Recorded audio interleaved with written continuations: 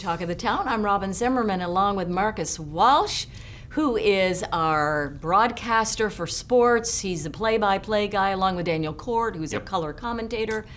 I think it's important to note that our football series is sponsored by Summit Services Heating and Air. Yes, right, which I think is important. We appreciate them, and we have a lot to talk about today, Marcus. Yeah. We've got several bowls. I'll just note as well, Summit Services Heating and Air is also the trophy sponsor for our post-game segment as well. Okay, very good. We appreciate their support. Couldn't do it without them.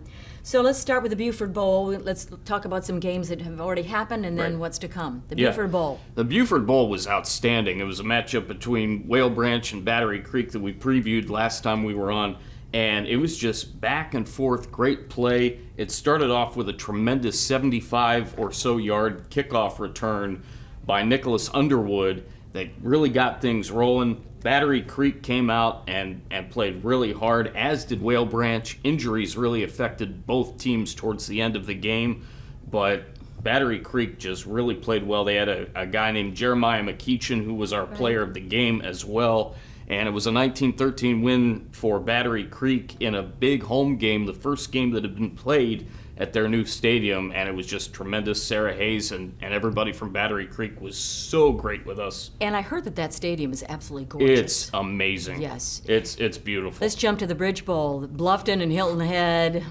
Give a lot of credit to Hilton Head and Bluffton for making one of the best games that I've ever called on WHHI-TV in 9 years of doing this. And that game was just tremendous. Hilton Head got off to a bit of a slow start offensively. They were down 7-3, and then they came back, got things rolling. It was back and forth. You know, points were not at a premium. Points were definitely the order of the day. Troy Timko for Hilton Head was outstanding, as was Jalen Linder. He was our MVP. He had a huge 75-yard scamper down the sideline for a touchdown, and then a 2-point conversion, which shocked Daniel and I. Ended up going into OT, and Luis Rojas ended up kicking a game-winning field goal, which really stunned us. They were at the 10-yard line. It was first down, and we're like, well, they're going to run the football. No, they're not. They're going to kick. And they did. And they did, and they won. It was tremendous. And John Paul beat Hilton Head Prep last week. Yes, in a game that we had, and it will be airing throughout the week on WHHI. They won 35-7. I give Hilton Head Prep a lot of credit for playing hard, but they were without a couple of guys. Certainly A.J. Barger and then Jason Braymiller, their starting quarterback, they were without. They tackled well. They made some big stops on defense, but Christian Tilton, who was our MVP for that game, was the guy. He had over 250 yards rushing. I think 278 was the final total. And he just dominated the offense, was able to get some other guys involved. And defensively and special teams, JP2 played exceptional football. It's tough with the bright lights and the bright sun of Hilton Head Prep having the 4 o'clock kick. It was their homecoming game. I thought that might give them a chance to do some things, but they just couldn't slow down JP2. All right, this weekend or this Friday is the Independent Bowl. I talked with Lisa Richardson and Daniel about 6 weeks ago when we were starting our season and previewing some of the early games and the overall look at the season. I said, this game, even though it's SCISA and it's a non-region game, this game is one that I can't wait to see.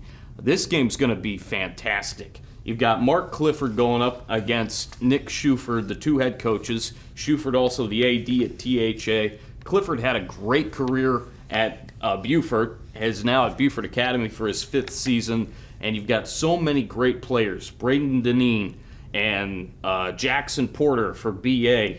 Tremendous guys. You look at the offensive lines, they're both pretty stout. A big key will be, is Thomas Heyward healthy enough going into this game, surrounding Diedrich Shuford, who, oh, by the way, earlier this year threw for 445 yards in a big win for Thomas Heyward to kick off their season. Both teams doing outstanding, and it's going to be a heck of a football game. Really looking forward to it Friday night at Beaufort Academy. And that is October the 14th. right? That would It'd be this Friday. This Friday, which is October the 14th. That's correct. Middle of the month. It's going to be Halloween before we know it. I know, 2 more weeks. Great series, great job. Marcus has such an amazing broadcaster voice.